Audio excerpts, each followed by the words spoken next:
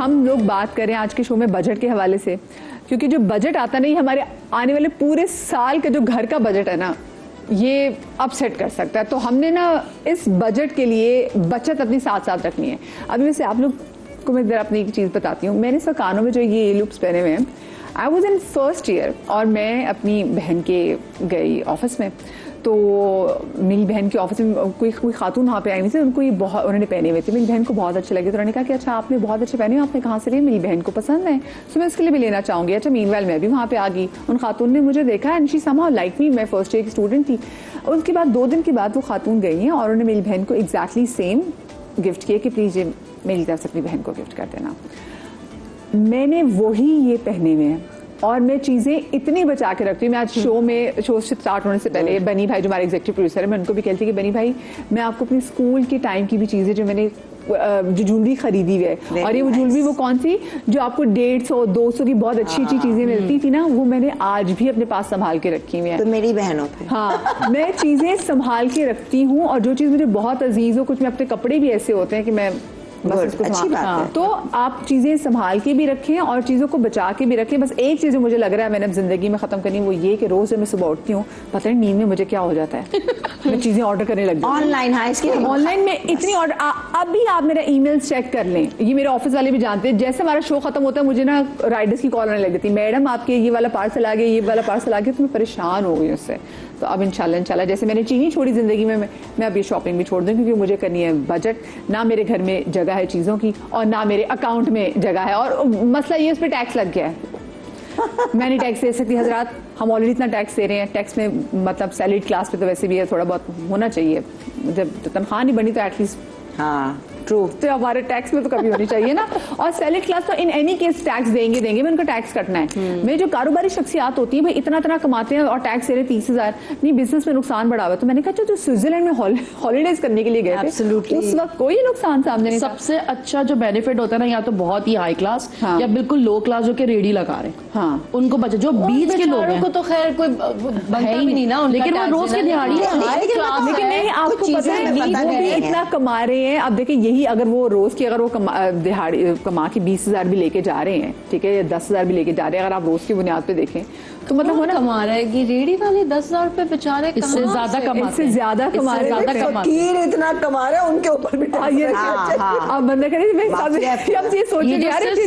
जो low middle class और high middle class है, ये उनकी एक जंग है जो कि अपने आप को सस्टेन करने के लिए इस मार्केट के अंदर हम मिडिल क्लास के जो लोग हैं वो ज्यादा हमें अब स्मार्टली प्ले करना चाहिए, पता होना चाहिए क्या चीज करनी चाहिए, क्या नहीं करनी चाहिए, किस तरह से। और इस चीज में हमें हेल्प करेंगे जी रजी एहसन साहब जो कि टैक्स कंसल्टेंट भी हैं और एडवोकेट हाई कोर्ट भी हमारे साथ मौजूद है। अस्सलाम वालेकुम सर। वालेकुम शो में खुश आमदेद कहेंगे। सर सबसे पहले तो मुझे बताएं कि किन किन चीज़ों पे वैसे टैक्स मजीद बढ़ने वाला है और ख़वातीन को कहाँ पे डरने की ज़रूरत है? अच्छा, मैं अगर आप कहें तो थोड़ा सा बैकग्राउंड बताऊं, क्योंकि जब आपकी गुफ्तगू में सुन रहा था तो मुझे ये ख्याल हुआ कि थोड़ा सा मैं टैक्स का बैकग्राउंड बता दूं। प्लीज। देखिए, टैक्स जो है वो तो फेरोज के ज़माने से था और उनके जो ऑफिसर्स थे वो स्क्रबीज कहलाते थे। फिर रोमन्स आए तो उन्होंने एक तरह से कस्टम ड्यूटी लगा दी और उनके जो पब्लिकानी उनके ऑफिसर्स कहलाते थे, तो वो जो कोई चीज़ उनकी टेरिटरी में आ रही होती थी या वहाँ से जाती थी तो उस पर टैक्स देते थे, लेकिन इससे हुकूमत चलती थी।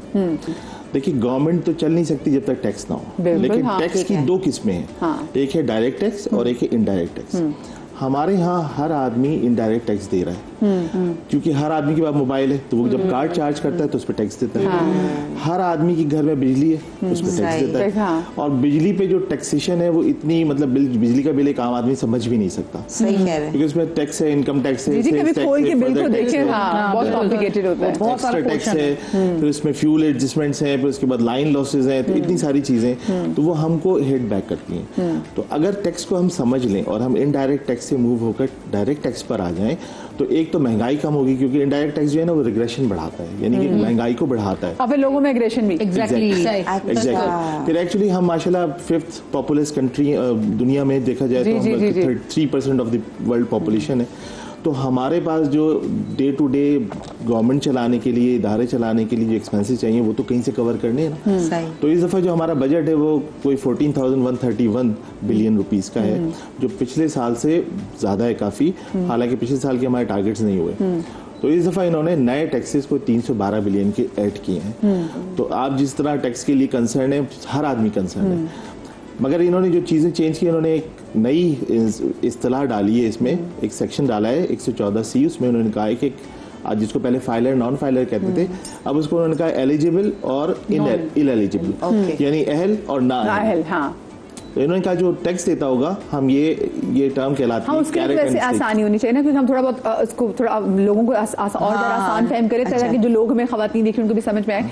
अच्छा, आसानी अब ये होगी वे कि जो लोग टैक्स देते हैं उनके लिए जिंदगी थोड़ी बहुत आसान है, जो फाइलर्स हैं, इसको कहते हैं कैरेट एंड स्टिक। हाँ, ठीक है, उनको आप जो है एक तरह से और मुश्किल आप बना दें, ये नहीं मतलब कि उसको एक तरह से आप बेनिफिट दे रहे हैं। हाँ, जो फाइलर है उसको होने और जो नहीं है चाहिए, उसके लिए स्टिक है, होनी चाहिए। आपको पता है, मैं खुद सब इतना देखती हूँ लोगों को, टैक्स सबको देनी चाहिए। आप देखो एक इंसान ये That's what you owe to your country, to your state। उसके अलावा भी बताएंगे बेनिफिट्स, अगर आप टैक्स फाइलर नहीं है तो क्या नुकसानात हैं वो बताएंगे। पूरी दुनिया में टैक्स दिया जाता है, और अगर आप लोग यूके वाले रहते हैं तो आपको लग पता है अमेरिका में वहाँ पे भी ठीक ठाक टैक्स आता है। हाँ, पर ये है कि यूके में तो आपको पता है कि हेल्थ का उनका सिस्टम ये जो कि फ्री है, बट वो भी इतना अच्छा नहीं है, लोग पाकिस्तान आके इलाज करा रहे होते हैं।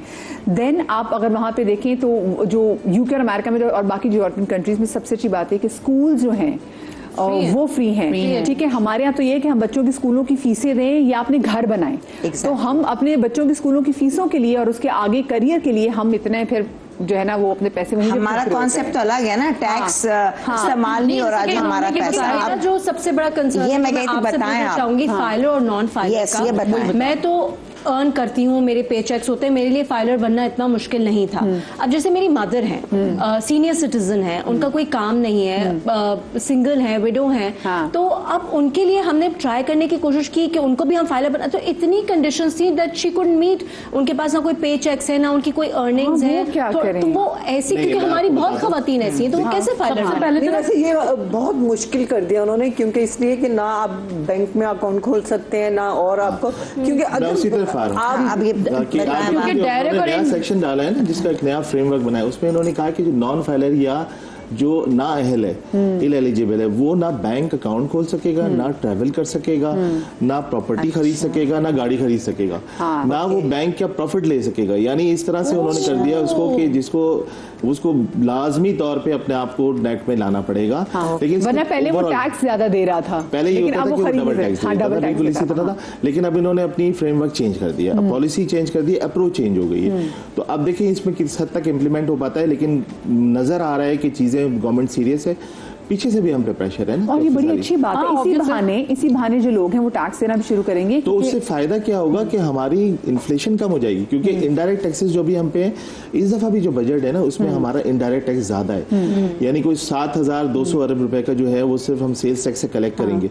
अगर हमारा डायरेक्ट टैक्स ज्यादा हो जाए जो दुनिया भर में है, तो ये सिंगल डिजिट में आ जाएगा सेल्स टैक्स, तो हमें देखिएगा महंगाई कम हो जाएगी। अच्छा, मुझे बताएं, ये जो मतलब हम सारे यहाँ पे जो बैठे हुए वो फाइलर्स बैठे हुए हैं, ठीक है, हमें क्या फायदा होने वाला है इस बजट में? हमें कहाँ कहाँ देखिए, एक तो ये कि आप माशाल्लाह सारे काम कर सकती हैं, आप प्रॉपर्टी ले सकती हैं, बेच सकते हैं, अगर पैसे बच गए तो।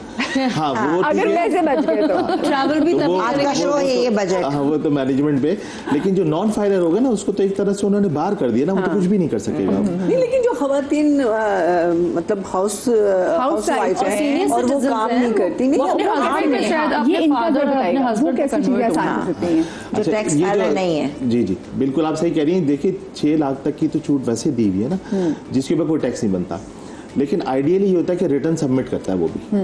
तो हाँ, तो जब रिटर्न सबमिट करता है तो इररिस्पेक्टिव कि उसने टैक्स कितना दिया है वो फाइलर की उसमें डोमेन में आ जाएगा। जैसे आपने कहा ना कि आपकी कई दफा ऐसा होता है कि हस्बैंड अपनी वाइफ को कोई पैसे दे रहे होते हैं घर चलाने के लिए, which is not her income, वो तो एक्चुअली उसके हस्बैंड की तरफ से मिल रहा होता है, लेकिन वो बैंक अकाउंट खोलती हैं खातून, तो उनको बचत करती हैं। मुझे बात बताएं, तो वो बैंक अकाउंट कैसे खोलेंगी? क्योंकि तो वो तो फाइलर नहीं है, फाइलर होंगी ना, लेकिन सोर्स ऑफ इनकम उनकी क्या होगी वो नहीं होगी। हाँ, यही तो कह रहे हैं ना कि वो वहाँ पर अगर चले जाते हैं तो वो सबसे पहला सवाल यही करते हैं, ये वो उनको बताना पड़ेगा आपको कि ये हाउस वाइफ है। अच्छा, वो खोलेंगे और उनकी मदर के केस में या फिर वो खवातीन जो विडो हैं, उनके केस में भी ये होगा कि उनकी भी जो सोर्स ऑफ इनकम है वो नील आएगी, मतलब आप नील जी, को मेंशन टैक्स भी करेंगे। जीरो देंगी वो। जी जी, लेकिन हो सकता है उनकी टैक्स भी जीरो देंगे। हाँ, उनकी कोई होल्डिंग, Property उनके पास हो। आपको घर हो, कोई गाड़ी हो, इनकम आ रही हो। हाँ, लेकिन इनकम आ वो रही हो। फिर वो फाइलर की कैटेगरी में फाइलर कैटेगरी में आएंगी। उनकी हो सकता है कई दफा ऐसा होता है कि बच्चे बाहर से पैसे भेज रहे होते हैं, जी। तो थ्रू बैंकिंग चैनल आते हैं। अच्छा, ठीक तो है। उनको बैंक तो बहरहाल ऑपरेट करना पड़ेगा। अगर वो ना हुआ, और अच्छी बात है क्योंकि बैंकिंग के थ्रू आपकी जो तमाम तरह की चीजें हैं, आपकी फिजिकल जितनी भी एक्टिविटीज हैं वो डॉक्यूमेंट हो जाएंगी, डॉक्यूमेंट हो जिसको जाएंगी, हम करती इसी तरह। है। मुझे एक बात बताएं, अमेरिका वगैरह में जब आप टैक्स पेयर होते हैं और उसके बाद खुदा ना खासा जब कभी कोई बुरा टाइम आप पर आ जाए और आप अनएम्प्लॉयड रहें, तो उसमें आपका टैक्स आपको वापस आता है जो आपने दिया होता है, ये आपकी गवर्नमेंट आपको एक तरीके से वो टैक्स वापस करती है। देखिए बिल्कुल आप हमारे सही कह रही हैं। पाकिस्तान में ऐसा कोई ऐसा सिस्टम नहीं हो सकता। इंग्लैंड में भी तो यही है ना कि हाँ, अगर आप बिल्कुल है। खुदा न हाँ, करे आप support। बेरोजगार हैं, आपके पास काम नहीं, तो फिर वो आपको देते हैं ना, आपका जो weekly travel tax पे वो होता है, देते हैं, 1500 घर भी देते हैं, $2000 सब कुछ मिलते हैं। देते हैं। तो जो यहाँ social पे टैक्स security का पे निज़ाम करेंगे है ना, लेकिन मिलेगा कुछ नहीं हमें। अच्छा वो एक अलग डोमेन। देखिए सोशल सिक्योरिटी हमारे यहाँ भी है। सोशल सिक्योरिटी में हम उसको कहते हैं सिक्योर्ड एम्प्लॉय जिसकी मिनिमम वेज से कम हो। जैसे हमारे यहाँ इस वक्त सिंध में 37,000 मिनिमम वेज है। इससे नीचे जो लोग होते हैं ना उनको हम कहते हैं सिक्योर्ड एम्प्लॉय। उसको गवर्नमेंट को सपोर्ट यहाँ इदारा मौजूद है, लेकिन कितना इफेक्टिव है ये एक अलग बात है ना। जैसे आपने बाहर कहा EOBI भी मौजूद है। EOBI के अंदर तो ओनर खुद भी आ सकता है। चले मैं जितनी भी खवातीन में देखनी है, एक बात तो आप जाके करें, आप जाके अपना बैंक अकाउंट खुलवाएं, ठीक है, और उसमें जो आपको आ जाएगा सोर्स ऑफ सबसे पहले इनकम फाइलर नहीं लगेगी। हाँ, फाइलर बने। आपको वैसे आपको किनको बताते वो, क्योंकि जब आप कभी वीजे वगैरह की भी अप्लाई कर रहे होते तो उसमें पूछा था कि जो आप फाइलर हैं, सोचो उम्रा नहीं कर सकेंगे अब आप लोग। हाँ, उसे उम्रा भी नहीं कर सकते। तो आप ये देखें ना, ये आपने चीजें करनी है और आप कह भी सकेंगे मैं तो फाइलर हूँ, मैं वो नहीं हूँ कि जो नॉन फाइलर होते। हम ब्रेक पर जा रहे थे। हाँ, मैं ब्रेक पे अच्छा, जा रही चलो। हूँ, ठीक है, हम ब्रेक पे जाने वाले हैं। हमारे एडवोकेट रज़िया हसन साहब मौजूद है। सर बहुत शुक्रिया आपका, बड़ी मुफस्सिल आपने गुफ्तगू की। एक छोटी सी ब्रेक लेने, ब्रेक के बाद हाजिर होते हैं।